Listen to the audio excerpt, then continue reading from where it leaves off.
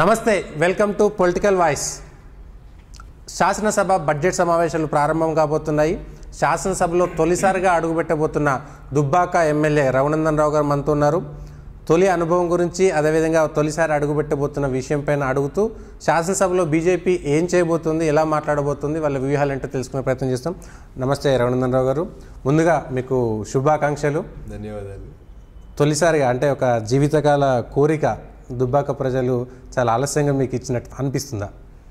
After long battle, పొలిటికల్గా దాదాపు 2 దశాబ్దాల కష్టం తర్వాత ప్రజలకు సేవ చేయడానికి అని చెప్పి పడుతున్నటువంటి కష్టంలో ఒక ఫలితం రావడానికి 2 దశాబ్దాలు పట్టింది. చాలామందికి స్పూన్ ఫీడింగ్ లాగా ఇట్లా రాగానే అట్లా తండ్రులు, తాతలు, లేకపోతే మామలు ఎవరో ఒకరు అట్లా రాజకీయ వారసత్వాలు వచ్చినటువంటి పరిస్థితిలో ఒక సామాన్య కార్యకర్త స్థాయి నుంచి ఈ స్థాయికి ఎదగడానికి 2 దశాబ్దాల కష్టం పట్టింది. సో కష్టం తెలిసిన వ్యక్తిగా, చిన్న కుటుంబం నుంచి వచ్చినటువంటి వ్యక్తిగా కష్టంలో ఉన్నటువంటి ప్రజల పక్షాన్ని నిలబడడానికి దుబ్బాక ప్రజలు నాకు ఇచ్చినటువంటి అవకాశాన్ని సద్వినియోగం చేసుకుంటానని చెప్పి భావిస్తాను. మీరు అన్నారు కాబట్టి ఒక మాట, ప్రజలకు మరింత సేవ చేయడం కోసం రాజకీయాల్లోకి వచ్చినట్టు. అంతకుముందే వేరే వృత్తులు ఉండడం, సంపాదించడం అంతా చేసిన తర్వాత మేము అక్కడ సేవ చేసినాం, కానీ మేము ఎమ్మెల్యేలు, ఎంపీలు కావాలని అనుకుంటున్నామని అసలు చెప్పరు. కానీ ప్రజలకు సేవ చేయడం కోసమే మేము ప్రజాప్రతినిధులు గెలవడం కోసం వచ్చామంటారు. అంటే ఆ తేడా ఏముందంటారు? నేను చట్టసభలోకి రావాలని బలంగా కోరుకున్నటువంటి మాట వాస్తవం. ఎందుకంటే నేను టీచర్గా కొంతమందికి న్యాయం చేయగలిగిన, జర్నలిస్ట్కి ఇంకొంతమందికి న్యాయం చేయగలిగిన, న్యాయవాదిగా ఫీజు తీసుకొని పనిచేసిన, ఇవన్నిటికీ భిన్నంగా ఎక్కువ లార్జ్ ఎక్స్టెంట్ లోపల పేద ప్రజలకు సేవ చేయడానికి ఇదొక మంచి ప్లాట్ఫామ్. ఈ దేశానికి అవసరమైనటువంటి చట్టాలని తయారు చేసేటువంటి ఒక చట్టసభలో సభ్యుడు కావడం అనేది నిజంగా అదృష్టంగా భావించి రావడానికి ప్రయత్నం చేసినాం. ఆలస్యంగా అయినా కొంచెం సంచలనంగానే శాసనసభలో అడుగు పెడుతున్నామని అనుకుంటున్నాం. ప్రజల ఆకాంక్షలను నెరవేర్చేందుకు కృషి చేస్తాం అనుకుంటున్నాం. నేను మీకు ఈరోజు చెప్పిన మాట మీరు భవిష్యత్తులో నేను ఏ స్థాయికి ఎదిగినా గుర్తుపెట్టుకోండి. అందరిలాగా ఏదో మాటలు చెప్పి, నోరుతో చెప్పి, నొసంతో ఎక్కిరించేటువంటి బాపతిగా కాకుండా ఈ విల్ రఘునందన్ మొదటిసారి ఎమ్మెల్యే అయినప్పుడు ఎట్లున్నాడో జీవిత చరమాంకం లోపల కూడా ఎన్ని స్థానాలు ఎదిగినా, ఎన్ని మెట్లు ఎక్కినా ఇదే రీతిలో రిటైర్డ్ అవుతుంది తప్ప there won't be any change in my political career. మొదటి జీతం అందుకోవడం, లేకపోతే పెళ్లి రోజు, ఇట్లాంటి అనేకమైనటువంటి అనుభూతులు ఉంటాయి. అట్లా మొదటిసారి గెలవడం, గెలిచిన రోజు ఉండే అనుభూతి ఒకటి. అసెంబ్లీలో అడుగు పెట్టాలని ఎదురు చూసిన ఆ క్షణం ఇప్పుడు అడుగు పెట్టబోతున్నారు. మీ మనసులో ఏముంది? So I don't feel anything change అన్న. ఎందుకంటే చాలా రోజుల నుంచి ప్రజా సమస్యల పట్ల గలమెత్తుతూ అనేక వేదికల మీద పేదోడి గొంతుగా నిలబడిన నాకు మీరు అన్నట్టు ఒక ట్యాగ్ లైన్ అనేది కొత్త కనబడతా ఉంది. అందులోకి పోయిన తర్వాత అందులో ఉన్నటువంటి ఇతర పార్టీల సభ్యుల యొక్క రియాక్షన్ ఎట్లా ఉంటుంది, ముఖ్యంగా నిన్నటిదాకా మాది శత్రు దుర్భేద్యమైన కోట అని భావించినటువంటి ఆ రాజకీయ పార్టీ మన గురించి ఏ రకమైనటువంటి ఆలోచనలు చేస్తే అనేది కొత్త ఒక experience. It is a new experience. కానీ శాసనసభలో అడుగు పెట్టిన తర్వాత మీరు అనుకున్నట్టుగా ఈ అసెంబ్లీలో బయట ఎక్కడైతే మీరు వేదికలపైన కానీ, చర్చా వేదికల్లో కానీ, వివిధ మీడియా సంస్థల్లో మాట్లాడినట్టుగా అంత ఫ్రీగా అట్లాంటి అవకాశం ఈ శాసనసభలో దొరుకుతుందని అనుకుంటున్నారా? ఉంటుందని నేను అనుకోను. ఎందుకంటే ఇక్కడ ఉన్నటువంటి శాసనసభ అసలు ప్రశ్నించే గొంతులను ఎంతవరకు టాలరేట్ చేస్తుంది. పోయిన సెషన్ లోపల మనం చూసినాం, పేపర్లు ఇసిరేసిరని, మైక్లు ఇసిరేసిరని, గట్టిగా అరిచిరని, బల్లాలు ఎక్కిరని సభ్యుల్ని శాశ్వతంగా సస్పెండ్ చేసేటువంటి ఒక ప్రయత్నం చేశారు. But I know my limitations. చట్టం, భారత రాజ్యాంగం, షెదర్ అండ్ కౌల్ పుస్తకం ఏం చెప్పింది, ప్రెసిడెన్సీ సేమ్ అనేటి అన్నింటినీ దృష్టిలో పెట్టుకుని సభా హుందాతనాన్ని, సభా గౌరవాన్ని పెంచుతూనే సభ్యునిగా నాకు ఉన్నటువంటి హక్కుల కోసం ఖచ్చితంగా పోరాడుతాను. సో గతం ఏం జరిగింది, ఇప్పుడు ఏం జరుగుతుంది, మీకు సమయం దొరకదా? ఎస్, టీవీ ఛానల్లో మాట్లాడినంత, డిబేట్లలో గట్టిగా అరిచినంత నాకు శాసనసభలో అవకాశం దొరికిన 2 నిమిషాల సమయాన్నైనా పూర్తి స్థాయిలో సద్వినియోగం చేసుకుంటా అని చెప్పి నా మీద నాకు ఉన్నటువంటి విశ్వాసం. అధికార పక్షానికి, ప్రతిపక్షానికి ఒక సన్నని రేఖ ఉంటుంది. కొన్ని వేసే ప్రశ్నల్లో కానీ, మాట్లాడే మాటల్లో కానీ సహజంగా ఒకే సమస్యను అధికార పక్షం ఒక రకంగా చూస్తుంది, ప్రతిపక్షం ఒక రకంగా చూస్తుంది. మాట్లాడే మాటలు కూడా తేడా ఉంటాయి, వ్యవస్థలో కూడా తేడా ఉంటుంది. దాన్ని ఏ విధంగా మీరు చూస్తారు? ఇప్పుడు ఒక నాణ్యంగా పిలువబడాలంటే దానికి 2 వైపులు ఉంటేనే నాణ్యం అవుతుంది. అట్లే ప్రజాస్వామ్యం పరిడవిల్లాలంటే పాలకపక్షంతో పాటు ప్రతిపక్షం కూడా అంతే బలంగా ఉన్నప్పుడు ఎవరి లొసుగులేంది, ఎవరి పొరపాట్లేంది అనేది తెలుస్తుంది. అంత పాలకపక్షం ఏమండి ఇంకా ప్రశ్నించడానికి ప్రతిపక్షం లేనప్పుడు అది ప్రజాస్వామ్యంలా కనిపించదు. అక్కడ వాళ్ళ తప్పులు వాళ్ళకి కనబడి అప్పుడు అహంకారం పెరుగుతుంది. చేసేటువంటి పని లోపల లొసుగులు, తప్పులు ఎక్కువ పెరుగుతూ ఉంటాయి. మనుషులుగా చూడనటువంటి నేచర్ వస్తుంది. కాబట్టి నాణ్యము అని చెప్పినప్పుడు 2 సైడ్లు ఉంటేనే, బొమ్మ బొరుసు 2 ఉంటేనే నాణ్యం అవుతుంది. కాబట్టి ప్రతిపక్షం కూడా అంతే బలంగా ఉండాలి. అట్లుండేందుకు ఈ శాసనసభ అవకాశం ఇవ్వకపోవచ్చు. But I try to get my time. కానీ ఈ మీరు చెప్పిన ఈ విషయంలో పార్లమెంట్లో భారతీయ జనతా పార్టీ ప్రతిపక్షాలకు ఏ విధంగా సమయం కేటాయిస్తుంది, వాళ్ళని ప్రతిపక్షాలను ఏ విధంగా టాలరేట్ చేస్తున్నారు, ఎట్లా ఉంది, వాళ్ళని ఎట్లా అక్కడ ప్రతిపక్షాలను ట్రీట్ చేస్తున్నారు అనే అంశాన్ని ఇక్కడ కూడా పోలిక చూపెట్టే అవకాశం compare because it is also democracy. Parliament అయినా అసెంబ్లీ అయినా ఈ రెండు కూడా ప్రజాస్వామ్యానికి పుట్టినీళ్ళు, ప్రజాస్వామ్యం పరిడి వెళ్ళాల్సినటువంటి ప్లేసులు. ఈ రెండు ప్లేస్లలో కూడా ఒకే రకమైనటువంటి ట్రీట్మెంట్ ఉండాలని కోరుకుంటారు. అందుకనే నేను శ్రద్ధ అండ్ కౌల్ అనే పుస్తకాన్ని ఎందుకు ప్రస్తావించిన అంటే పార్లమెంటరీ ప్రెసిడెన్సెస్, పార్లమెంటరీ సాంప్రదాయాలన్నింటినీ ఆ పుస్తకంలో రాసిరు కాబట్టి, అన్ని శాసనసభలకి పార్లమెంటే మార్గదర్శనం చేస్తుంది కాబట్టి అక్కడ మేము ఖచ్చితంగా అందరికీ గొంతు వినిపించడానికి అవకాశం ఇస్తున్నాం, మాట్లాడడానికి అవకాశం ఇస్తా ఉన్నాం.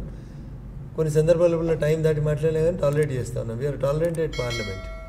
ఏ అంశం అసెంబ్లీలో మీరు మొదట ప్రస్తావించే అవకాశం ఉంది? ఏ అంశాలు ఉన్నాయి మీకు అసెంబ్లీలో మాట్లాడడానికి? కానీ చాలా ఉన్నాయి. ఇప్పుడు మల్లన్న సాగర్ దగ్గర నుంచి మొదలుకుంటే ప్రభుత్వ ఉద్యోగులకు సంబంధించినటువంటి పిఆర్సీ, నిరుద్యోగులకు సంబంధించినటువంటి నిరుద్యోగ వృత్తి, భాగ్యనగరం తీసుకుంటే వరదల్లో మునిగిపోయినటువంటి ఇండ్లు ఇస్తామన్నటువంటి 10,000, బైన్సా తీసుకుంటే మత ఘర్షణలు, శాంతి భద్రతలు, చిన్న చిన్న పిల్లల మీద రేప్ చేసిన సందర్భంలో పోలీసు అధికారులు ప్రవర్తిస్తున్న తీరు, ఇట్లా చదువుకుంటూ పోతే చాంతాడంత లిస్ట్ కనబడుతూ ఉంటుంది మనకి. సో ఆకాశమే అద్దెలా కనబడుతూ ఉంది. సమస్యలు చాలా ఉన్నాయి. పాలకపక్షం పాజిటివ్గా రెస్పాండ్ అవుతున్నట్టు కనబడతలేదు. కాబట్టి ప్రతిపక్షం మీద బాధ్యత పెరిగిందని నేను అనుకుంటాను. దుబ్బాకలో మీరు ఎన్నికల్లో పోటీ చేసేటప్పుడు దుబ్బాక శాసనసభ్యుడు కేవలం ఇక్కడ శాసనసభ్యుడు మాత్రమే కాదు, తెలంగాణలో ఉన్న అన్ని అణగారిక వర్గాలు కానీ లేకపోతే గొంతు లేని వారికి నేను గొంతుకనైతే అంటున్నారు. ఇప్పుడు మీరు దుబ్బాక శాసనసభ్యుడిగా ఉంటారు, లేకపోతే తెలంగాణకు సంబంధించిన అన్ని గొంతులు వినిపిస్తారు అక్కడ? అణగారినటువంటి ప్రజలకి ఎవరికైతే సమస్య ఉండి శాసనసభలో తమ సమస్య వినబడతలేదని భావిస్తున్నటువంటి అన్ని వర్గాల సెక్షన్స్ని నేను రిప్రజెంట్ చేస్తాను. So even though I hail from Dubbak అనేది 119 నియోజకవర్గాల్లో ఒక నియోజకవర్గం అయినప్పటికీ కూడా ఒక శాసనసభ్యునిగా ఈ రాష్ట్రంలో ఉన్నటువంటి అన్ని సమస్యలు, నా దృష్టికి వచ్చినటువంటి ప్రతి సమస్యని అసెంబ్లీ వేదికగా ఖచ్చితంగా వినిపిస్తాను, నిలదీస్తాను, సమాధానం రాబట్టేటువంటి ప్రయత్నం కూడా చేస్తాను. మంత్రులకు సంబంధించినటువంటి కాన్స్టిట్యున్సీలు ప్లస్ అభివృద్ధికి సంబంధించిన కాన్స్టిట్యున్సీలు మీ పక్కన 3 ఉన్నాయి. ఒకటి ముఖ్యమంత్రి, 2 మంత్రులకు సంబంధించిన కాన్స్టిట్యున్సీలు ఉన్నాయి. దానికి సంబంధించిన పోలిక కూడా దుబ్బాకలో పెట్టారు. సిరిసిల్ల, సిద్దిపేట, గజ్వేల్కి సంబంధించి జరిగినటువంటి డెవలప్మెంట్ యాక్టివిటీస్ మిగతా 116 శాసనసభ నియోజకవర్గాల్లో ఎక్కడ కూడా జరుగుతలేవు. ఇప్పుడు కేటీఆర్ గారు మాట్లాడితే ఈ మధ్యకాలంలో ఊకి అడుగుతూ ఉన్నారు, కేంద్రానికి మేము 2,72,000 కోట్లు పన్ను కడితే మాకు ఇచ్చింది 1,70,000 కోట్లే వచ్చింది, ఎవరికి ఇచ్చిండ్రు అని అడుగుతున్నారు. రేపు ఇదే ప్రశ్న హైదరాబాద్ నియోజకవర్గాలలో కూడా అడుగుతారు. హైదరాబాద్లో ఉన్నటువంటి ప్రజలు కడుతున్న పన్ను ఎంత, సిరిసిల్లలో ఉన్నటువంటి ప్రజలు కడుతున్న పన్ను ఎంత, గజ్వేల్లో కడుతున్నటువంటి పన్ను ఎంత, ఇంటర్ను గజ్వేల్కి మీరు ఎత్తుకుపోయిన కోట్లన్నీ, సిరిసిల్లకి ఎత్తుకుపోయిన కోట్లన్నీ, భాగ్యనగరం ఎందుకు ఇట్లుంది? భాగ్యనగరం మీరు ముఖ్యమంత్రి అయ్యేసరికి 2014లో కేసీఆర్ గారు ముఖ్యమంత్రి అయ్యేసరికి భాగ్యనగరం హైదరాబాద్ భారతదేశంలో ఉన్నటువంటి బాగా వైబిలిటీ ఉండి బాగా మంచి నివాస యోగ్యమైనటువంటి పట్టణాలని రేటింగ్ ఇచ్చినప్పుడు హైదరాబాద్ 4వ స్థానంలో ఉంది. అట్లాంటి భాగ్యనగరాన్ని మీ 7 సంవత్సరాల పాలన తర్వాత 24వ స్థానానికి తీసుకొచ్చారు. ఇది విశ్వనగరం అయిందా, భాగ్యనగరం అయిందా, డల్లాస్ అయిందా, సింగపూర్ అయిందా అనేది రేపు సమాధానం చెప్పాల్సినటువంటి అవసరం ఉంటుంది. ఒక ఏళ్ళు మా దిక్కు చూపెట్టి కేంద్రం అన్ని పైసలు ఇక్కడ నుంచి తీసుకుపోతుందని చెప్తున్నారు. రేపు నేను అదే అడుగుతాను, నేను హైదరాబాద్ రెవెన్యూ ఎంత, హైదరాబాద్కి మీరు ఖర్చు పెడుతుంది ఎంత, సిరిసిల్ల రెవెన్యూ ఎంత, సిరిసిల్లకి ఎన్ని పైసలు పోతా ఉన్నాయి? అందుకని ఒక రాష్ట్రాన్ని ఒక యూనిట్గా చూస్తారా? దేశం రాష్ట్రాలన్నింటినీ కలుపుకొని ఒక దేశంగా భావించుకోవాలా? లేదు ఇది తెలంగాణకి వెళ్ళి వచ్చింది, తెలంగాణ వాళ్ళకి ఇస్తాం, ఇది ఆంధ్రకి వెళ్ళి వచ్చింది, ఆంధ్రకి ఇస్తామని చూస్తారా? 2 కొడుకులు, ఒక తండ్రికి 2 కొడుకులు ఉంటే ఒక కొడుకు ఎక్కువ సంపాదించి ఒక కొడుకు తక్కువ సంపాదిస్తే ఎవరిది వాళ్ళకే పంచితే జాయింట్ ఫ్యామిలీ ఎట్లా అవుతుంది? ఆ కుటుంబం ఎట్లా నిలబడగలుగుతుంది? ఈ మాత్రం చిన్న లాజిక్ని ఎందుకు కేటీఆర్ గారు మిస్ అవుతారు అనేది రేపు శాసనసభలో సందర్భం వచ్చినప్పుడు మాట్లాడుతారు. కానీ సమాఖ్య స్ఫూర్తికి విరుద్ధంగా మోడీ ఒక డిక్టేటర్గా వ్యవహరిస్తున్నారు అనేది వారి ప్రధాన ఆరోపణ. ఇప్పుడు చంద్రశేఖరరావు గారిని మించిన డిక్టేటర్ ఎవరున్నారు అనేది అయితే సమాజంలో అందరికీ తెలుసు. నేను మాట్లాడతలేను ఈ మాట. తెలంగాణ రాష్ట్ర సమితికి సంబంధించినటువంటి ఒక గౌరవ శాసనసభ్యుడే చెప్పిండు, నేను ఒక ప్రైవేట్ లిమిటెడ్ కంపెనీలో పనిచేస్తున్నాను అని చెప్పిండు. ఇక దానికి నేనేం మాట్లాడతాను? ఒక మంత్రి, రేపు సీనియర్ మంత్రి, ఒక బలమైన సామాజిక వర్గానికి సంబంధించిన మంత్రి, డే 1 నుంచి తెలంగాణ ఉద్యమంలో పనిచేసినోడు, రెండోసారి మంత్రి కావాల్సిన సందర్భం వచ్చినప్పుడు అందరికీ రేపు ప్రమాణ స్వీకారం ఉంది రమ్మని చెప్పి ఆయనను ఫోన్ చేసి పిలవకుండా ఎవరో ఆఫీస్ సెక్రటరీతో ఫోన్ చేసి పిలిపించారని అంటే మీరు ఎంత గొప్పగా డెమోక్రటిక్ ఉన్నారనేది మీరు అర్థం చేసుకోవాలి. మీ ఓఎస్డీలకు అపాయింట్మెంట్ ఉన్నది, మీ ఎమ్మెల్యేలకు అపాయింట్మెంట్ ఉన్నది, మీ ఎంపీలకు అపాయింట్మెంట్ ఉన్నది, మీ మంత్రులకు గెలవరు. మరి ఏది డెమోక్రసీ, ఏది డిక్టేటర్షిప్? కానీ పరిపాలన సాగుతున్నది, ప్రజలు సంతోషంగా ఉన్నారు, ప్రజలు ఎక్కడ ఇబ్బంది పడట్లేదు. రోజుకు 18 గంటలు పనిచేసిన నరేంద్ర మోడీ గారు అయామేమో డిక్టేటర్షిప్ లాగా కనబడుతుంది. 18 రోజులకు ఒక రోజు కనబడిన ముఖ్యమంత్రి గారి పాలనేమో గొప్పగా ఉంది. ఇది ఎట్లుందంటే కేటీఆర్ గారి భాషలో చెప్పాలంటే లైలాని చూడాలంటే మజ్ను కళ్ళతో చూడాలి. వాళ్ళ నాయన కాబట్టి ఆయనకు అందం కనబడతాడు, బయట ప్రపంచానికి అట్లా కనబడతలేడు కదా ఆయన. అది ఫ్యాక్ట్. అది కానీ ప్రజల్లో ఎట్లాంటి అసంతృప్తి లేదు. కేవలం దుబ్బాక ఏదో 500 ఓట్లతో గెలిచి ఎగిరెగిరి పడుతున్నారు. జిహెచ్ఎంసీలో అనుకోకుండా 4 ఓట్లు వచ్చినంత మాత్రాన బీజేపీ వాపును చూసి బలపనుకుంటుంది అనేటువంటి కామెంట్. రఘునందన్ రావు దుబ్బాకలో 500 ఓట్లతో గెలలేదు ముందు. సతీష్ అది గుర్తుపెట్టుకోవాలి. 1490 ఓట్ల పైచిలకు మెజార్టీతో నేను గెలిచాను. ఎప్పుడు 4 ఈవీఎంలు పనిచేస్తలేవని పక్కన పెట్టిన తర్వాత నాకు వచ్చిన మెజార్టీ 1490 ఓట్లు. నన్ను ఇంత విమర్శించిన కేటీఆర్ గారు 2009లో మొట్టమొదటిసారిగా సిరిసిల్ల శాసనసభ నియోజకవర్గానికి పోటీ చేసినప్పుడు వారికి వచ్చినటువంటి మెజార్టీ 171 ఓట్లు. రెగ్యులర్ పోలింగ్లో ఆయనకు తక్కువ ఓట్లు వచ్చినాయి. పోస్టల్ ఓట్లను కలుపుకున్నప్పుడు 171 ఓట్ల మెజార్టీతో గెలిచిండు కేటీఆర్. 171 ఓట్లతో గెలిచినోడు వచ్చి 1500 ఓట్లతో గెలిచినోడిని ఏదో 500 ఓట్లు వచ్చినాయి, లక్లో గెలిచిరు, ఫ్లూక్లో గెలిచిరు అంటే ప్రజాస్వామ్యం అర్థమైంది. 1 ఓటుతో గెలిచినా గెలిచినట్టే, 2 ఓట్లతో గెలిచినా గెలిచినట్టే. ఇది కేటీఆర్కి అర్థం కాకపోతే నేనేం చేయలేను. బీజేపీ చేస్తున్నటువంటిది పాలపొంగు. బీజేపీ 4 యువకులను ఏదో రెచ్చగొట్టి చేసినటువంటి ఈ కార్యక్రమాల వల్ల ఎక్కువ రోజులు ఉండదు. అది పాలపొంగులాగా 4 రోజులు అయితే బీజేపీని మర్చిపోతారు. మళ్ళీ తల్లి లాంటి టీఆర్ఎస్కి మాత్రమే వేస్తారు తప్పితే బీజేపీని ఎక్కడ తెలంగాణలో స్థానం లేదంటున్నారు. 2001 ఏప్రిల్ 27 జలదృశ్యం తెలంగాణ రాష్ట్ర సమితి ఆవిర్భవించినప్పుడు చంద్రబాబు నాయుడు గారు కూడా ఇట్లే మాట్లాడారు. తెలంగాణ ఉద్యమం అనేది పాలపొంగు లాంటిది, ఇట్లా పొంగుతుంది, కాసిన నీళ్లు జీలకరించి 4 మంత్రి పదవులు ఇస్తే తెలంగాణ ఉద్యమం కనబడకుండా పోతుంది అని చెప్పాడు. అట్లా మాట్లాడిన చంద్రబాబు నాయుడు ఏడున్నాడు, ఆ రోజు తెలంగాణ ఉద్యమం తెచ్చిన చంద్రశేఖరరావు ఇవాళ ఏడున్నాడు అనేది కేటీఆర్ ఒకసారి వెనుకకు తిరిగి చూస్తే అర్థమవుతుంది అన్న. ఇప్పుడు ఇదే ప్రిన్సిపల్ మళ్ళీ మనం గమనంలోకి తీసుకొని చూస్తే ఇలా భారతీయ జనతా పార్టీ ఆవేశంగా వచ్చింది, పాలపొంగులాగా వచ్చిందని మాట్లాడిన కేటీఆర్ ఇంకో 2 ఏళ్ల తర్వాతనో 4 ఏళ్ల తర్వాతనో ఏడుంటాడు అనేది కాలం నిర్ణయిస్తుంది. 2023 వరకు బీజేపీ ఇది నిలబెట్టుకోగలుగుతుంది. 2023 వరకు కాదు, భవిష్యత్ అంతా కూడా భారతీయ జనతా పార్టీదే కనబడుతుంది. అసలు తెలంగాణ రాష్ట్ర సమితి అనే పార్టీ అసలు నెక్స్ట్ ఎలక్షన్స్ తర్వాత ఏమవుతుంది అనేది వాళ్ళ ఊహ కూడా అందినటువంటి రీతిలో నష్టపోతారు. ఏదో భాగ్యలక్ష్మి లేదంటే భయంస లాంటి సంఘటనలు, 2 చిన్న సంఘటనల వల్ల వచ్చినటువంటి ఈ ఆవేశము ప్రజలు 4 రోజులైతే మర్చిపోతారు. ఆ తర్వాత జరిగేటువంటి ఎన్నికల్లో అసలు అవి అంశాలే కావు. ఈ రెండింటిని జరగకుండా చూసుకునేటువంటి కంప్యూటర్ల మంత్రి, ఐటీ మంత్రి, 24 గంటలు సీసీ నిఘాలో ఉన్నటువంటి రాష్ట్రంలో కమాండ్ కంట్రోల్ పెట్టి 1200 కోట్లు పెట్టి ట్విన్ టవర్స్ కట్టి పైన హెలికాప్టర్ దిగేంత టెక్నాలజీని వాడగలిగిన మీరు సంక్రాంతి పండుగకు భయంసాలర్లు అయితే చిల్లర పంచాయతీ, గల్లీ పంచాయతీ అని మీరు నెగ్లెక్ట్ చేయడం వల్లనే కదా ఇవాళ ఇంత దాకా వచ్చింది పంచాయతీ. ఏ స్టిచ్ ఇన్ టైం సేవ్స్ 9 అని చెప్తారు. ఒక కుట్ట వేయాల్సినప్పుడు వేస్తే ఆగిపోతుంది, చినిగిపోయేది, లేకపోతే మొత్తం చినిగిపోతుంది. ఇప్పుడు భయంసాన్ని మీరు చేసిరు. అట్లా భాగ్యలక్ష్మి టెంపుల్ని మీరు చేస్తూ ఉన్నారు, మీ పార్ట్నర్లు చేస్తూ ఉన్నారు.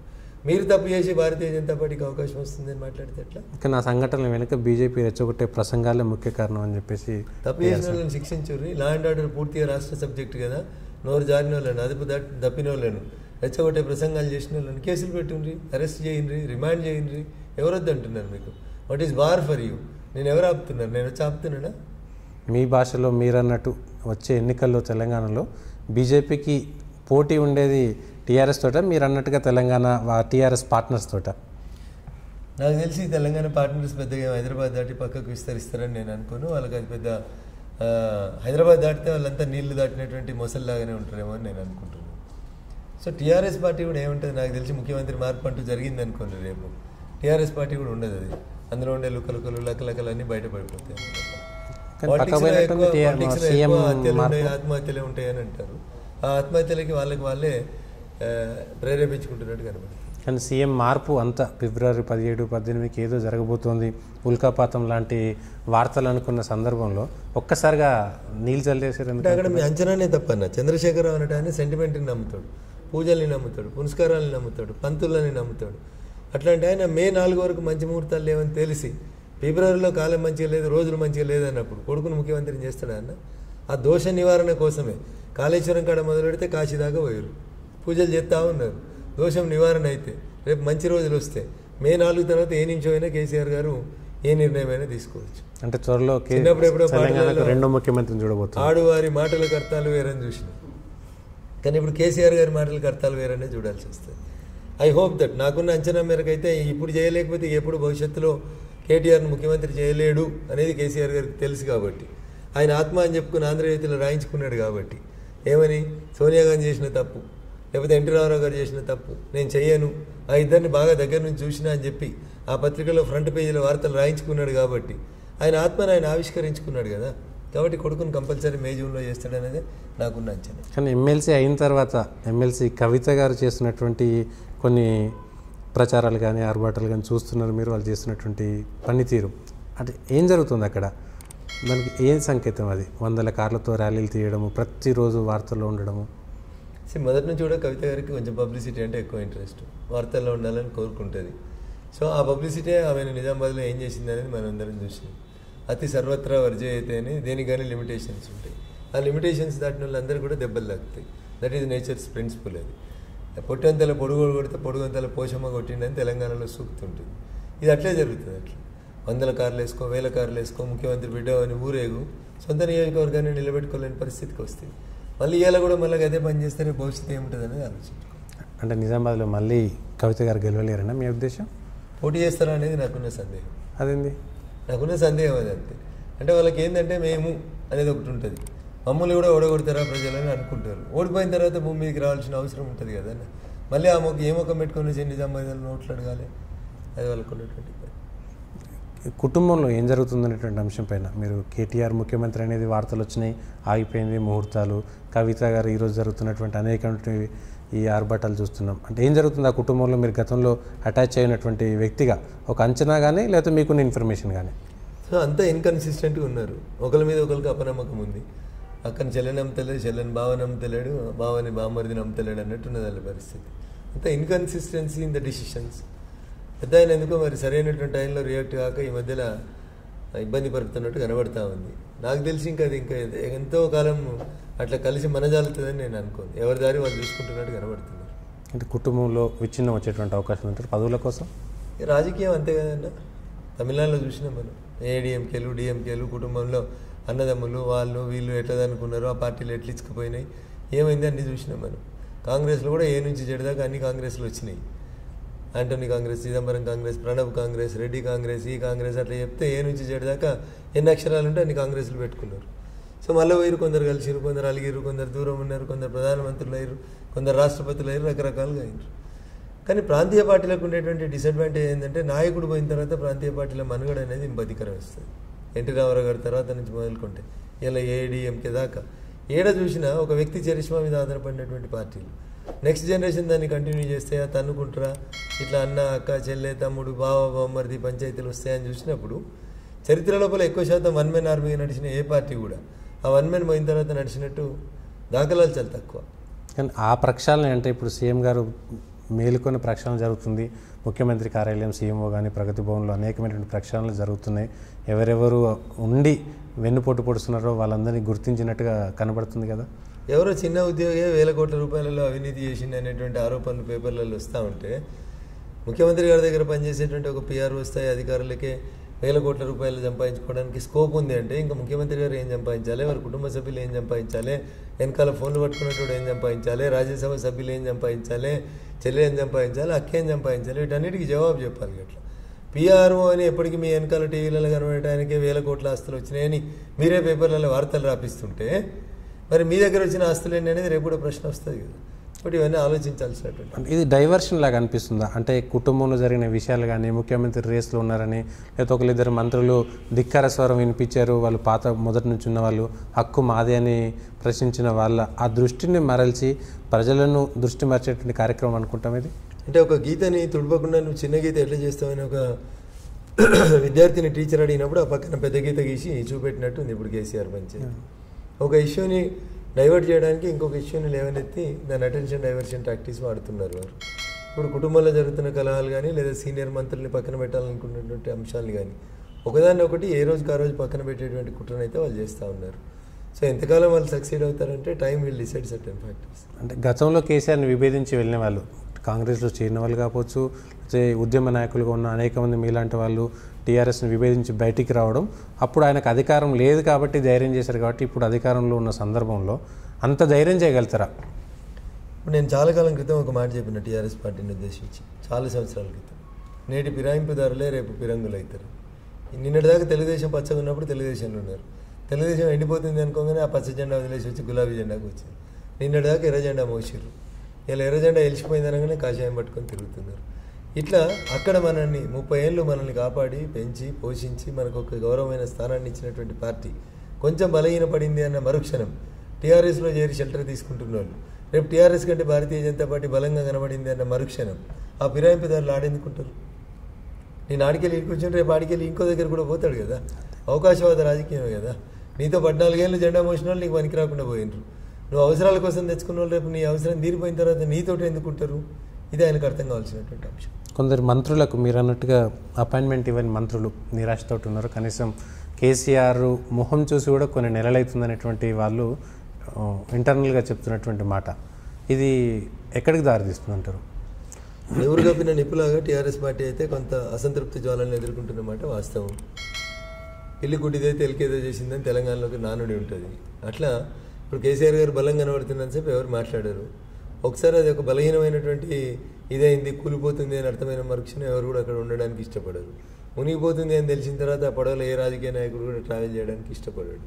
ముఖ్యంగా అందరూ అవకాశవాద రాజకీయం చేసి అందులోకి పోయిన వాళ్ళే కాబట్టి, అందులో ఎవరు అందులో పుట్టిన వాళ్ళు కాదు కాబట్టి, అన్ని వేరు వేరు జెండాల్ని పక్కన పారేసి తమ అవసరార్థం కోసం ఆ జెండా కప్పుకున్న వాళ్ళు కాబట్టి అదేదో ఎక్కువ రోజులు ఉంటుందని అయితే నేను అనుకోను. కానీ సీఎం కేసీఆర్ గారిని మీది నుంచి మోడీ గారు, అమిత్ షా గారు మానిటర్ చేస్తున్నారు. హైదరాబాద్లో బీజేపీని ఇష్టం ఉన్నట్టు తిట్టి ఢిల్లీ పోయిన తెల్లారి వచ్చి చేతులు కడుక్కున్నారు, మోడీ గారిని పొగుడుతున్నారు. సేమ్ నిన్న కూడా ఆజాదీకి అమృత్ మహోత్సవ్ కూడా మోడీ అక్కడ పిలుపునే ముందుకి 25 కోట్ల రూపాయల కేటాయింపు కూడా జరిగింది. అంటే ఏం జరుగుతుంది? ఎక్కడో హాట్ లైన్ ఉన్నట్టుంది కేసీఆర్కి మోడీ ఆఫీసుల మధ్య. అయినా ఇది మామూలుగా జనం అందరూ ఊహించుకుంటున్నటువంటి విషయం. పార్టీలు వేరు, ప్రభుత్వాలు వేరు. మీరు గుర్తుంచుకోండి. మీరు ఇందాక ఒక 3 నిమిషాల కింద ఒక ప్రశ్న అడిగారు. ఫెడరల్ స్ఫూర్తి, సమాఖ్య స్ఫూర్తి, ప్రభుత్వాల మధ్యలో ఉండాల్సినటువంటి రిలేషన్షిప్ అది ఉంటుందండి. ఒక ప్రభుత్వానికి ఇంకొక ప్రభుత్వానికి మధ్యలో ఆ సంబంధం ఉంటుంది. దాన్ని మీరు పార్టీల మధ్యలో వైరుధ్యంగా చూడకూడదు. ఎలక్షన్స్ అప్పుడు మా పార్టీ వేరు, వాళ్ళ పార్టీ వేరు, వాళ్ళ సిద్ధాంతం వాళ్ళ ఆలోచన వేరు, మా సిద్ధాంతం మా ఆలోచన వేరు. ఎవరి జెండా వాళ్ళు చెప్పుకుంటారు, ఎవరు కొట్లాడో వాళ్ళు కొట్లాడుకుంటారు. ప్రజలు ఎవరు ఆదరిస్తే వాళ్ళు లీడర్ అవుతారు. ప్రభుత్వ పరంగా ప్రధానమంత్రి ఈ దేశానికి స్వతంత్రం వచ్చి 75 ఏళ్ళు అయినాయి. ఒక కార్యక్రమం తీసుకోవాలంటే 75 వారాల పాటు అని అనుకున్నారు అనుకోండి. దాన్ని ముఖ్యమంత్రి ఈయన కొనసాగిస్తున్నాడు. దాన్ని అంతగానే చూడాలి తప్ప పోయేదో హాట్ లైన్ ఉంది, మోడీ గారి కేసీఆర్ గారికి సంబంధం ఉంది అంటే ఇది ఆడలేక మధ్యలో ఉన్నట్టు ఉంటుంది. కాంగ్రెస్ పార్టీ వాదనలాగా. రైతు బిల్లులకు సంబంధించి, వ్యవసాయ బిల్లులకు సంబంధించి కూడా ఇదే జరిగింది. ఇక్కడ బంద్ ఇచ్చి ఏకంగా తెలంగాణ బంద్లో మంత్రులు, ఎమ్మెల్యేలు, అధికార పార్టీ సంబంధించిన అందరూ పాల్గొని తెల్లారి ఢిల్లీకి పోయి అది సంబంధం లేదు మేము దానికి మద్దతు చెప్తున్నాం అనడాన్ని ఏ విధంగా చూడొచ్చు? ఇప్పుడు గౌతమ బుద్ధునికి బోధి వృక్షం కింద ఎందుకు జ్ఞానోదయం అయింది అంటే దానికి ఎవరేం చెప్తారన్న. ఆ రోజే ఎందుకైంది, ఆ చెట్టు కిందనే ఎందుకైంది, ఇంకో దాని కింద ఎందుకు కాలేదంటే నేనేం చెప్పలేను. So time will decide certain factors. ఎవరు ఎందుకు మారుతారు, ఊసరవెల్లికి రంగు ఎందుకు మారుతుంది అంటే సైన్స్ చెప్తుంది. అందుకనే మీ బీజేపీ పార్టీ అధ్యక్షుడు ప్రతిసారి కేసీఆర్ త్వరలో అరెస్ట్ అవుతాడు, ఆయన జుట్టు చేతులు ఉందంటే ఆయన బలహీనతలు పట్టుకొని ఆడుతున్నారు అనమాట. సో ఈ ప్రశ్న నన్ను అడిగే బదులు మా అధ్యక్షుని అడిగితే బాగుంటుంది. వారు ఏ కాంటెక్స్లో చెప్పారు అనేది వారు చెప్తే బాగుంటుంది. ఎస్, తప్పు చేస్తున్నాడు అనేది వాస్తవం. ముఖ్యమంత్రి గారు తప్పు చేస్తున్నారు, ముఖ్యమంత్రి గారు అవినీతిని ప్రోత్సహిస్తూ ఉన్నారు. అవినీతి చేయకుండా అవినీతిని ప్రోత్సహించడం కూడా అవినీతిని చేసినట్టే వస్తుంది అన్న. నిన్న కొత్త జడ్జిమెంట్ వచ్చింది సుప్రీంకోర్టు. డ్రైవర్ తాగి బండి నడిపితే owner will also held responsible అని. నీ డ్రైవర్ నీ మాట వినకుండా తాగి బండి నడిపిస్తే దాంట్లో ఉన్నటువంటి ఓనర్ కూడా శిక్షిస్తుంది court. This we call in వకాలత్ వికారియస్ లయబిలిటీ అంటాం. అంటే సర్వెంట్ చేసినటువంటి తప్పుకు యజమాని కూడా బాధ్యత వహించాలి అని చెప్పి. రేపు ఇప్పుడు కేసీఆర్ గారు ఏమైనా తప్పు చేసినా, కేసీఆర్ గారి క్యాబినెట్ తప్పు చేసినా, కుటుంబం తప్పు చేసినా, ఆయన ఇచ్చిన కాంట్రాక్టర్ల అవినీతికి పాల్పడ్డా అల్టిమేట్గా వికారియస్ లయబిలిటీ ప్రభుత్వ అధినేతగా చంద్రశేఖరరావు గారి మీదకే వస్తుంది. ఆ కారును ఈ సర్కార్ కారును కూడా పోల్చుకోవచ్చు అంటారు. తప్పకుండా దా మీనింగ్ నేను చెప్పదలుచుకునేది అది. వికారియస్ లయబిలిటీ అనే పదం వాడింది అందుకు. అది తప్పదు. అది ఇక్కడ సర్కార్ కూడా అలానే తాగి పనిచేస్తుందనేటువంటి ఆరోపణ. నేను వ్యక్తిగతమైనటువంటి ఆరోపణలకి దిగడం నాకు ఇష్టం లేదు, కానీ ప్రజలైతే ఫెయిల్ అవుతున్నారు. ప్రభుత్వం ఫెయిల్ అయింది. ఏ ఆశలు ఆకాంక్షలు పెట్టుకుని తెలంగాణ తెచ్చుకున్నావు అయితే నెరవేర్తలేవు. తండ్రి, కొడుకు, కూతురు వీళ్ళ కోసమే తెచ్చినావా తెలంగాణ? ఒక కుటుంబం కోసమే వచ్చిందా? వేల కుటుంబాల త్యాగం ద్వారా సిద్ధించిన తెలంగాణ ఒక కుటుంబం బాగు కోసమైనా? ఇది ప్రజల్లో ఉన్నటువంటి కానీ 2014 నుంచి 2018 వరకు కూడా అట్లాంటి ప్రభుత్వమే నడిచింది. వీళ్ళే మంత్రులు ఉన్నారు, ఈ కుటుంబమే నడిపింది. కానీ 2018లో 2014 కంటే ఎక్కువ సీట్లు ఇచ్చారు, ఎక్కువ మెజార్టీ ఇచ్చారు కదా. ఆ తర్వాత సార్ అటిట్యూడ్ మారింది అనేది ప్రజలకు బాధ కలిగిస్తుంది. 2018 ఎన్నికలైనాక 2 ఏళ్ల లోపలనే దుబాక ఫలితం వచ్చింది. 2 ఏళ్ల లోపే డిసెంబర్లో జిహెచ్ఎంసీ ఎన్నికల ఫలితాలు వచ్చినాయి. అంటే నేను అదే చెప్తా ఉన్నాను, చంద్రశేఖరరావు గారి ప్రవర్తన విధానం లోపల ప్రజలు చాలా ఆలోచించారు, చాలా ఆశించిన ఏం జరుగుతలేదు. తెలంగాణకి ఇట్లుంటుందని ఎవరు ఊహించలేదు. ఇంకా ఇంతమంది నిరుద్యోగులు ఇబ్బంది పడతారని అనుకోలేదు. నిరుద్యోగ వృత్తి కోసం పంచాయతీ జరుగుతుందని అనుకోలేదు. నిండు శాసనసభలో ముఖ్యమంత్రి గారు చెప్పిన 1,07,844 ఉద్యోగాలు ఇంకా భర్తీ కాకుండా 7 ఏళ్ళు ఉంటాయని ఎవరు అనుకోలేదు. సెక్రటరియట్ గేట్ కాడ 2 ఆనగపకాయలు ఇచ్చి నిల్చోబెడితే గిరిగిలానేంది, కమిటీలేంది, ఐఏఎస్ లేని పిచ్చోళ్ళారా, గేట్ బయటకు వచ్చి ఎవడు ఆనగపకాయ అంటే వాడు తెలంగాణోడు, ఎవడు సొరకాయ అంటే వాడు ఆంధ్రోడు, ఆంధ్రలో పంపిస్తే 60,000 ఉద్యోగాలు ఏంది, 1,00,000 ఉద్యోగాలు వస్తాయని చెప్పిన సార్కు 7 ఏళ్లకోలే 2 ఆనగపకాయలు దొరుకుతలేవు అనేది ఇప్పుడు బాధ. కానీ సమాజం నుంచి వస్తున్నటువంటి ప్రశ్న. కానీ ముఖ్యమంత్రిగా కేసీఆర్ ఒక పెద్ద తల లేకపోతే ఒక పెద్ద నాయకుడు, ఆయన స్టేచర్ పెద్దది, స్టార్డమ్ లాంటి వ్యక్తిని ఢీకొట్టేటువంటి వ్యక్తులు బీజేపీలో కానీ ఇతర ప్రతిపక్ష పార్టీలో కానీ లేరు. మళ్ళీ ఒక్కసారి ప్రజలు ఎన్నికలకు పోయేసప్పటికీ కేసీఆర్కి మ్యాండేట్ ఇస్తారనేటువంటిది ఒక చర్చ లేదంటారా? నేనేమంటున్నాను, నా కుర్చీలో కూర్చోబెట్టినంతసేపు నువ్వేంది అనేది నీ కెపాసిటీ ఏంది అనేది ప్రపంచానికి తెలియదు. ఎన్నడూ ఏ మంత్రి పదవి చేయని చంద్రశేఖర్ గారు ఈ దేశానికి ప్రధానమంత్రి అయ్యారు. ఏ రోజు పార్లమెంట్ అడుగులు ఎక్కనటువంటి మోడీ గారు ఏకాఏకీకి వచ్చి ప్రధానమంత్రి అయ్యారు. ఎన్నడూ ఎమ్మెల్యేగా చేయలే, ఎన్నడూ మంత్రి కూడా చేయలే, మంత్రిగా మోడీ గారు అంతకుముందు ముఖ్యమంత్రి అయ్యారు. సో నన్ను తీసుకుపోయి ఆ కుర్చీలో పెడితే నేనేం చేస్తాను, మిమ్మల్ని తీసుకెళ్లి కుర్చీలో కూర్చోబెడితే మీరేం చేస్తారు అనేది కూర్చోబెట్టిన తర్వాత తెలుస్తుంది. When an opportunity is given to an individual, his true colours will come out. మీకు అవకాశం ఇవ్వకుండా మిమ్మల్ని బయటనే నిల్చోబెట్టేసి పనిచేస్తలేడు అంటే ఎట్లా పనిచేస్తాడు? బట్ ఆ అవకాశం కేసీఆర్కి వ్యతిరేకంగా బీజేపీకి ఉందా, కాంగ్రెస్కి ఉందా, లేకపోతే ఇతర పార్టీలకు ఉందా? భారతీయ జనతా పార్టీకి మాత్రమే ఉంటుంది. కాంగ్రెస్ ఢిల్లీలో లేదు, గల్లీలో లేదు. కాంగ్రెస్ మొండిగోడల్లాగా మిగిలిపోయింది. ఇప్పుడు దానికి సున్నం వేసినా ఫలితం ఉండదన్న, కాబట్టి అదేం దొరకదు. కానీ భారతీయ జనతా పార్టీలో 120 మంది ఎమ్మెల్యే క్యాండిడేట్లు ఉన్నారంటారా? కేసీఆర్కి వ్యతిరేకంగా టీఆర్ఎస్ లాంటి బలమైనటువంటి 10 సంవత్సరాల అధికారంలో ఉన్నటువంటి పార్టీని ధీటుగా తట్టుకునే శక్తి ఉండేటువంటి అభ్యర్థులు ఉన్నారా? 153 మంది ఉన్నారండి. 119 కాదు, 153 మంది కూడా ఉన్నారు. రేపు రీఆర్గనైజ్ చేసి మేము సీట్లు పెంచితే కూడా సరిపోయేంత మంది అభ్యర్థులు ఉన్నారండి. కాబట్టి అభ్యర్థులు లేరు అని అనుకోవడం తప్ప. గెలిచే స్థాయి ఉన్న అభ్యర్థులు అలా బస్ కండక్టర్ బకిడి గోపాల్కి కాకి కండక్టర్ యూనిఫామ్లు వస్తే బీఫామ్ ఇస్తే ఎన్టీరావు గెలిచి వచ్చాడు. పార్టీ కంటూ ఒక వాతావరణం క్రియేట్ అయిన తర్వాత బస్ కండక్టర్ బకిడి గోపాలే గెలిచినాక దిక్కులేంది 3-4 దశాబ్దాలు 7 తుపాకులను ఎదుర్కొని, తూటాలను ఎదుర్కొని, ఏకేలకు అడ్డంగా నిల్చొని జాతీయవాద జెండాలు మోసినటువంటి కార్యకర్తలు గెలవడానికి ఏమి ఇబ్బంది ఉంటుందన్న? ప్రాంతం అనేది ఇంత చిన్న అంశం. ఇంత చిన్న అంశమైన ప్రాంతాన్ని పట్టుకునే మీరు ఇంత పెద్ద లీడర్ అయితే మతం ఎంత పెద్ద అంశం. And you want to go into the roots of the religion, ఏమవుతుందని అనుకుంటున్నారు మీరు? ప్రాంతం నేను మళ్ళీ చెప్తున్నా, ప్రాంతం అనేది ఇంత చిన్న ఇష్యూ. ఇంత చిన్న ఇష్యూని పట్టుకునే కేసీఆర్ గారు ఇంత పెద్ద నాయకుడు కాగలిగినప్పుడు మతాన్ని ఇన్వోక్ చేస్తే ఏం జరుగుతుంది అనేది ఒకసారి ఆలోచించండి. అంటే బీజేపీ ఎన్నికల ఎజెండా మతమేనా? ఇంకా నేను అదే చెప్తా ఉన్నా, ఇన్వోక్ అయితే అంటున్నా. మీరు బైన్సా చేసేది బీజేపీ చేసిందని, మేము భాగ్యలక్ష్మి మందిరానికి వచ్చి బీజేపీ వాళ్ళు చేస్తున్నారని ఇట్లా మాట్లాడితే అర్థం ఆడికే వస్తుంది అన్న. What is the meaning of secularism? నా ఇష్టం ఉన్న మతాన్ని నన్ను ఆచరించుకోమన్నారు. నువ్వు మసీద్కి పోతే తప్పు లేదు, నీ పక్క ఆయన చర్చికి పోతే తప్పు లేదు. నేను భాగ్యలక్ష్మి మందిరానికి పోతే మాత్రం గాడికి ఎందుకు వస్తున్నావు అని అడుగుడు ఏందన్నా? నా ఇష్టం ఉన్న గుడికోతా, నా ఇష్టం ఉన్న దేవునికి మొక్కుతా, నాకు నచ్చినట్టు మొక్కుతా, నాకు నచ్చినట్టు ఉంటా. ఈ దేశంలో మెజారిటీ ప్రజలైనటువంటి హిందువులు తమకు నచ్చినట్టు ఉంటుంది సోకాల్డ్ సెక్యులరిస్టులకు నచ్చదు. మిగతా వాళ్ళు మాత్రం ఏం చేసినా చాలా గొప్పగా ఉంటారండి. ఎట్లా అంటే ఈ దేశంలో మైనార్టీలకు ఆ మాత్రం స్వేచ్ఛ కూడా లేకపోతే వాళ్ళని బతకనివ్వరు కదా మీరు. ఇప్పుడు మైనార్టీలు ఈ దేశంలో స్వేచ్ఛగా బతుకుతారా, మన పొరుగున ఉన్నటువంటి దేశాల్లో మైనార్టీల హక్కులు ఎట్లున్నాయి అనేది ప్రపంచంలో ఎవరిని అడిగినా చెప్తారండి. కాబట్టి భారతదేశం ఒక మతాన్ని, మెజారిటీ ప్రజలు కలిగినటువంటి ఒక మతాన్ని కలిగి ఉన్న దేశం అయినప్పటికీ మైనార్టీలు కూడా అంతే గౌరవిస్తూ ఉన్నాం. దట్ ఈస్ అది ఆ హిందూ ధర్మంలోనే ఉంది. అది పరమత సహనాన్ని హిందువులే చూపిస్తున్నారు. మీరు చెప్పినటువంటి పొరుగు దేశాలలో చూస్తే పరమత సహనం లేదు. అక్కడ మైనార్టీల సంఖ్య 23% వచ్చింది. ఆడ దేశం వదిలిపెట్టి పంపించబడ్డారు, మతం మార్చివేయబడ్డారు, రకరకాలైనటువంటి అవస్థలకు గురి చేయబడ్డారు. సో భారతదేశం ఈ ప్రపంచానికి సంస్కృతిని, సాంప్రదాయాలు నేర్పినటువంటి దేశం. హిందూ ధర్మం పరమత సహనం దండిగా కలిగినటువంటి మతం. కాబట్టి హిందువులను కించపరిచి, హిందూ మతాన్ని కించపరిచి ఎవరైనా ఏదైనా చేయాలనుకుంటే అది పొరపాటే అవుతుంది. కానీ పరమత సహనం అంటూ సిఏఏ, ఎన్ఆర్సీ లాంటి చట్టాలు తీసుకొచ్చి ఇక్కడ ఉన్న వాళ్ళని నిలబెట్టేటువంటి ప్రయత్నం చేస్తున్నారు కదా. సిఏఏ, ఎన్ఆర్సీ వల్ల భారతదేశంలో పుట్టి ఈ గడ్డ మీద భారత పౌరునిగా జన్మించిన ఏ ఒక్కరి పౌరసత్వానికి నష్టం లేదు. తెలిసి కావాలని మూర్ఖంగా నీ జన్మ సర్టిఫికేట్ ఏడుంది, మీ నాన్నది ఏడుంది అడుగుతారు అని చెప్పి భయాందోళనకు గురి చేయడం తప్ప, బై బర్త్ ఎవరైతే సిటిజన్ ఆఫ్ ఇండియా ఉంటారో అది irrespective of caste, creed, race, religion మిమ్మల్ని ఎవరిని పంపించారు. ఎవరైతే మైగ్రెంట్స్ వస్తున్నారో వాళ్ళకి సంబంధించి కొన్ని చట్టాలు తీసుకురావాలనుకుంది భారత ప్రభుత్వం. అన్ని దేశాలు కూడా ఆ దేశ పౌరులకి పౌరసత్వానికి సంబంధించి కొన్ని చట్టాలు రాసుకున్నాయి. భారతదేశం ఎందుకు రాసుకోవద్దు? మేము రాసుకున్న చట్టం మీకు అనుకూలంగా ఉండాలని ఎందుకు కోరుకుంటారు? పొరుగు దేశాలకు అనుకూలంగా ఎందుకు ఉంటుంది? బాధితుల కోసం, పీడితుల కోసం, ఎవరైతే నష్టపోయారో వాళ్ళకి అనుకూలంగా ఉంటుంది తప్ప మీకు నచ్చినట్టు మీరు కోరుకున్నట్టు చట్టం ఉండాలనుకోవడం తప్పు. అట్లనే 370 ఆర్టికల్ కూడా రద్దు చేసి అక్కడ ఉన్న ప్రజల గొంతుకని కూడా నొక్కేసింది కదా భారతీయ జనతా పార్టీ మోడీ సర్కార్. 370 రద్దు కావడం అనేది భారత రాజ్యాంగ నిర్మాత డాక్టర్ బిఆర్ అంబేద్కర్ గారి కోరిక.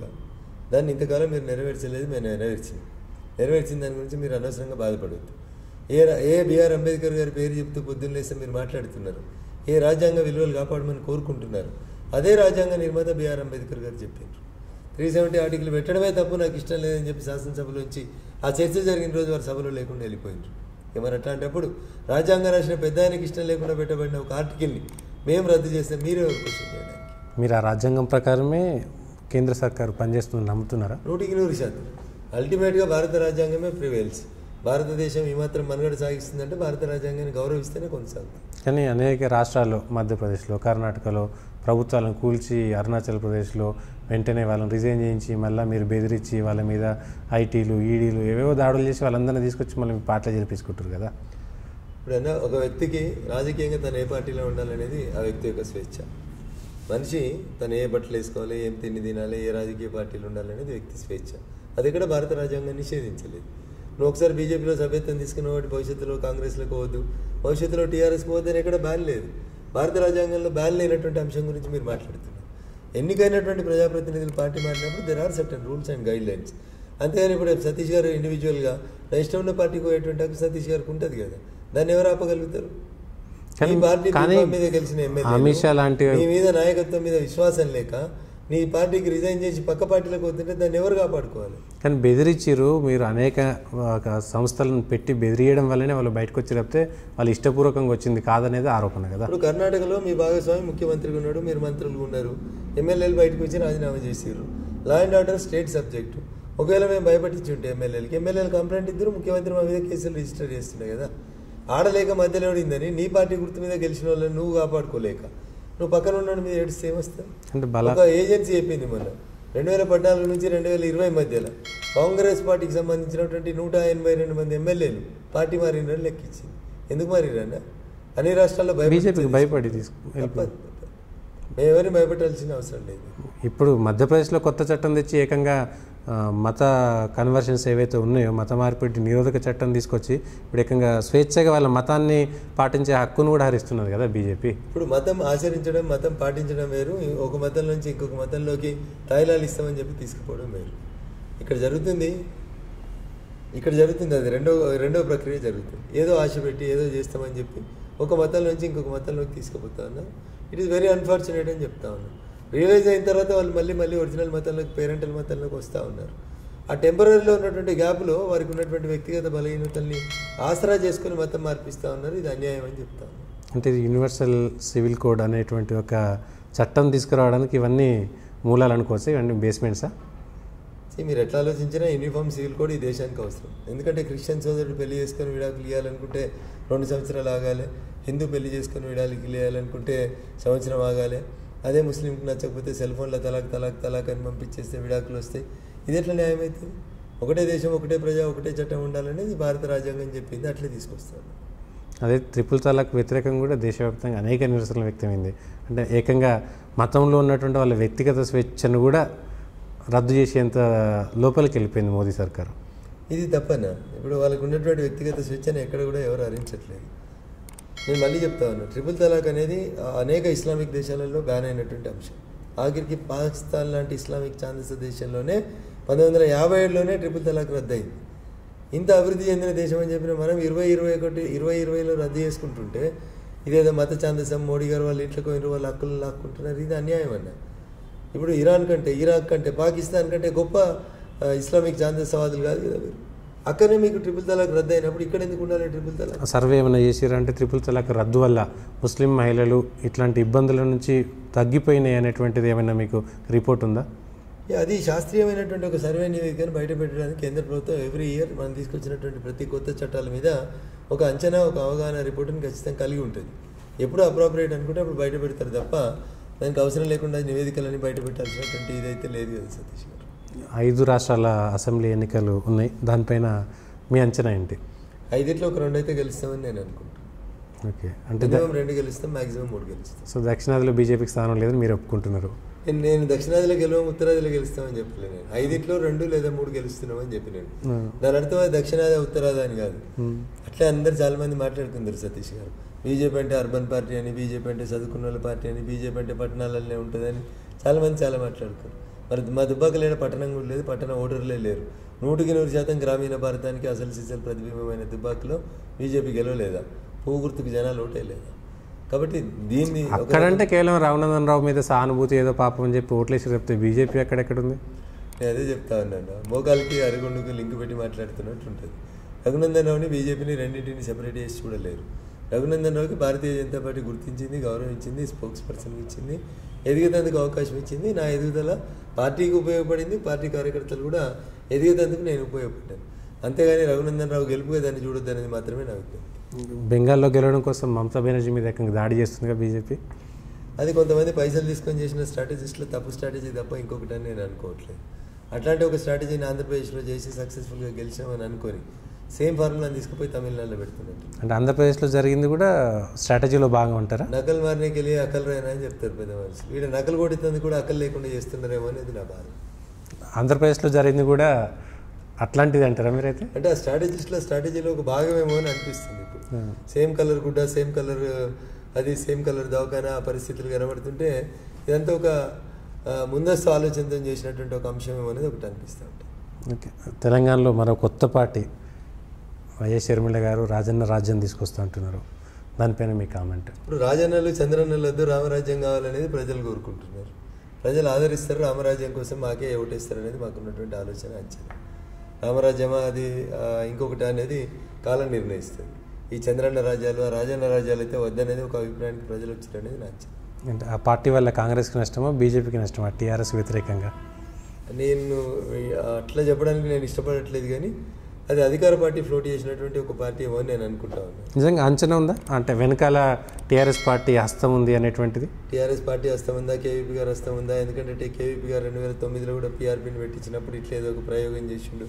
యాంటీ ఇన్కంబెన్సీ ఓటును 2-3 స్థానాలకి డివైడ్ చేస్తే మళ్ళీ మేమే సేఫ్ గేమ్ ఆడవచ్చు అనేటువంటి సేఫ్ గేమ్ని టీఆర్ఎస్తో కలిసి ఇప్పుడు ఆ నాటి రాజశేఖర రెడ్డి ఆత్మ ఇలా కొత్త నాటకానికి తెరలేపిందేమో అనేది నా డౌట్. ఖచ్చితంగా పీఆర్పీ కూడా అంటే పీఆర్పీ అందరికి తెలిసింది. వైఎస్ జగన్ మీద జరిగిన కోడికత్తి కూడా ఒక నాటకంలో భాగం అంటారు. పీఆర్పీ పార్టీ కూడా ఒక యాంటీ ఇన్కంబెన్సీ అంటే నా స్ట్రాటజీ ఆర్ నాటకం.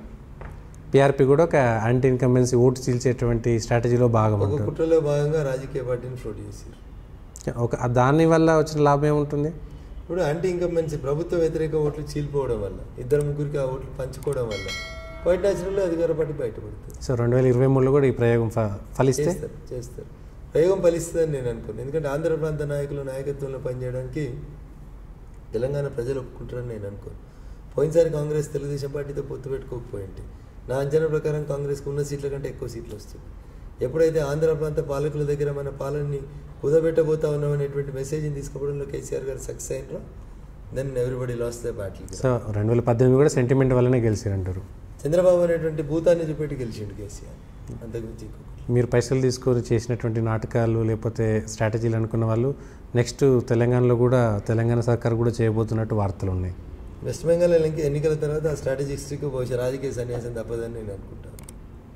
నమ్మకం ఉందా మీకు బెంగాల్లో బీజేపీ గెలుస్తుందని? నాకైతే బీజేపీ గెలుస్తుంది. నాకైతే 100% మమతా బెనర్జీని ఢీ కొట్టి ఎదురొడ్డి బీజేపీ గెలుస్తుంది. అక్కడ 130 సంవత్సరాల చరిత్ర ఉన్నటువంటి కాంగ్రెస్నే కొట్టగలిగినప్పుడు ఆక్స్ఫర్డ్లో కేంబ్రిడ్జ్లో చదువుకొని వచ్చిన మేధావులు పాలిస్తున్నటువంటి పాదాలను కాదని ఛాయమ్ముకునేటువంటి ఒక సామాన్యుడు ఈ దేశాన్ని ఏలగలుగుతున్నప్పుడు వెస్ట్ బెంగాల్లో లెక్కన దీదీలు దాదాలో లెక్కన.